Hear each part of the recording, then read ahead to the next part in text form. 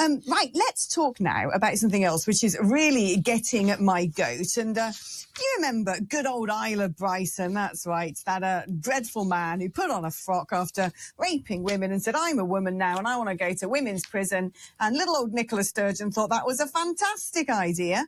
Essentially, that pretty much led to the downfall of Nicola Sturgeon from Grace. There were plenty of other things, of course. There was that weird sort of forensic tent on her lawn where they were digging her garden up. That was a bit weird. Anyway, Isla Bryson apparently almost got recorded as a female on the sex offenders register by Police Scotland. So this is a man who raped women who then goes on the sex offenders register as a woman. I mean, correct me if I'm wrong. This is a bit like some of the worst elements of the KKK turning around and going, I now identify as a black person. It's absolutely disgusting. Here to talk about it is Susan Smith, Director of For Women at Scotland. Susan, I mean, you know, some people are, oh, what's in a name? It's the same person. The person's on the sex offenders register. It doesn't matter whether they identify as whatever. But this really does matter, doesn't it? Yeah, of course, because apart from anything else, you don't want sex offenders to disappear into the community and not be traceable. And, you know, you saw the pictures of Isla, otherwise known as Adam, and he's a massive bloke, quite scary looking. And if people have been told there's a fragile, fragrant lady called Isla wandering around who might be a sex offender, and then you see Adam, you're not necessarily going to connect those two together. So the point is, the police should never be lying about these really, really serious criminals. And they said last week that they would never do this.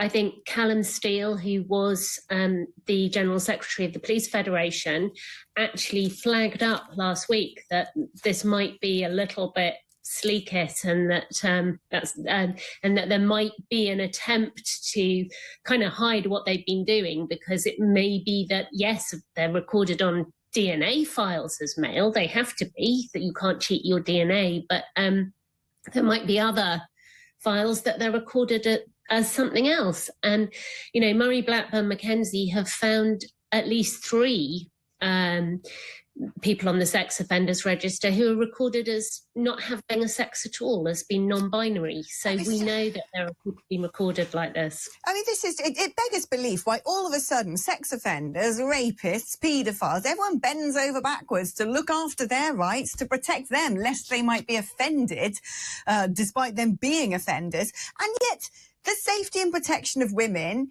is the thing that results in people being called fascists and bigots and homophobes and transphobes. There are often physical assaults on women trying to protect single-sex spaces. I don't understand how, as a society, we have fallen this far. I don't get where it started. I don't get who's perpetuating this. I don't get why we're not allowed to talk about it and why we're being silenced by it. Well, it's patently obvious to anybody with a shred of common sense that if you've gone and raped someone and then you put on a dress and say, I'm a woman, you're probably not. You shouldn't go on the sex offenders register as a woman. You shouldn't be allowed anywhere near a women's prison. Frankly, no one should give a flying monkeys what you want to be called or what you think your gender is, because you're scum. Well, I don't think any criminals should be able to do this. And we currently have men in women's prisons in Scotland, and at least 4 murderers who are male murderers who are in women's prison. And it should not be allowed, and the police should never have facilitated this. And we need them to explain what they mean, because we had the statement last week saying they wouldn't do this, and now it comes out that actually they have done it. So we need to be absolutely clear, is this changing going forward, or are they still going to allow these people to lie? What do you think the incentive is for these people? I mean, you can understand why Adam, a.k.a. Isla, might want to be surrounded by women locked up for 8 years, considering he's a rapist. But do you think that this is actually most likely to be, rather than, oh, wow, I've, committed this horrific crime and somehow in the middle of, my time in prison, I'm deciding now all along I was probably born in the wrong body? Or do you think these are probably perverted opportunists who want to get around women for deeply disturbing reasons?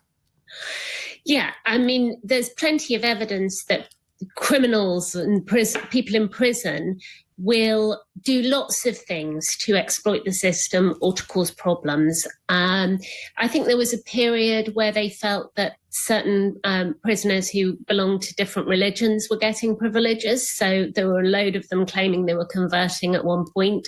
So I think this is another way of doing it, because the people who say they feel like women, they get allowances for makeup and it's just a way of causing trouble within the system. And the other thing that some of them do is they will insist that any intimate searches are carried out by a woman because they're a woman, they say, so they are entitled not to be examined by a man. Right. And of course, that's just playing mind games and really abusing some of the female prison officers. Yeah. Well, I'll imagine if you're doing time, significant period of incarceration, you've got to get your kick somehow.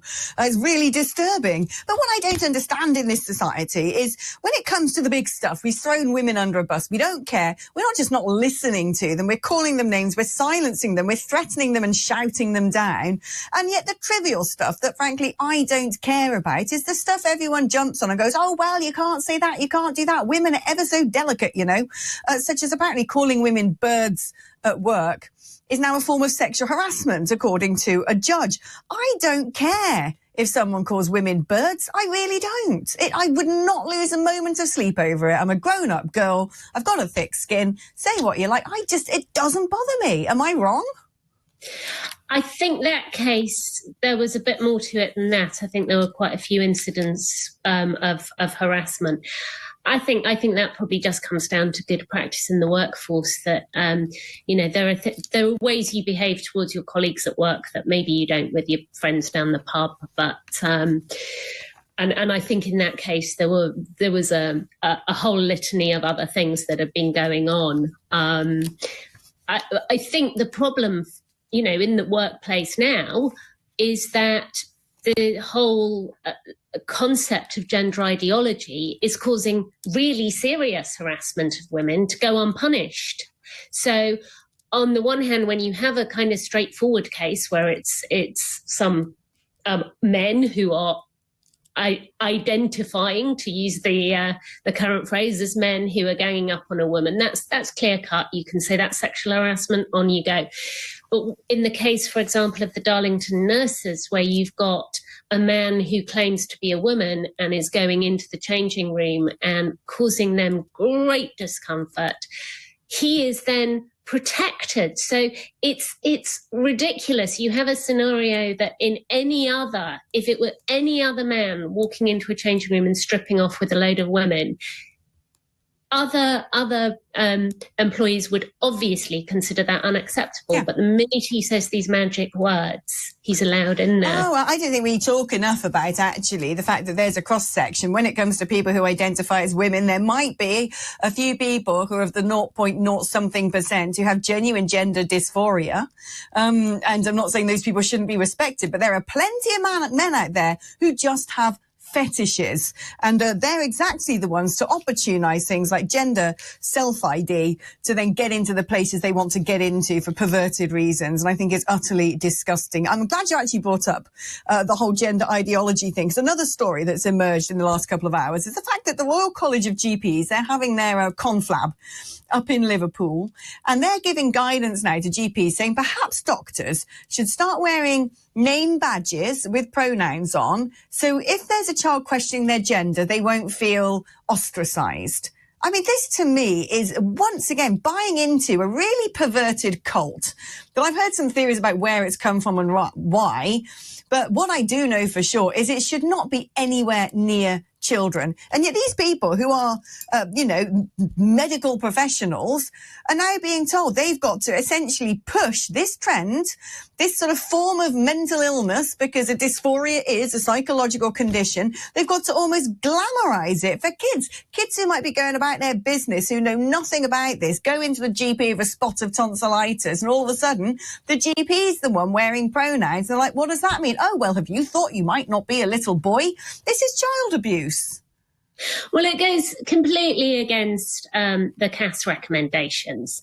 If you've got a gender questioning child, there's going to be a lot of other issues there. The GP shouldn't be sort of pulling out the bunting and setting off balloons and saying, well done, you're now the opposite sex, and look, I've got my pronoun badge in sport. I think people forget as well, there are people who are genuinely traumatized by this ideology. There are people who are detransitioners.